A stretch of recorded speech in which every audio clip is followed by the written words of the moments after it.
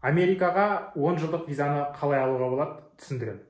Ең алдымен сіз Шенген визамен бірнеше рет Европаға барып қайтқаныңыз жөн.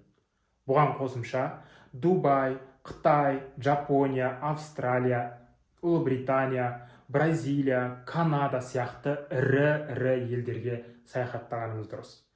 Қырғызстанға, Ресейге, Түркияға, Дубайға, Египетке барғаныңыз жетпейді. Егер осы 5 кішкентай бізге жақын 5 елге барып Америкаға визаға тапсырсаңыз, отказ алуыңыз мүмкін. Яғни бірінші шарт көп саяхаттау және олардың ішінде ірі мемлекеттер болу. Екінші, Қазақстанда жақсы жұмысыңыз, жақсы табысыңыз болу керек. Яғни табысыңыз $1500-2000 болғанда Америка виза беруі мүмкін. Табысыңыз аз болса, енді ғана жұмысқа орналассаңыз, оқуды енді ғана бітіріп визаға тапсырсаңыз, отказ аласыз.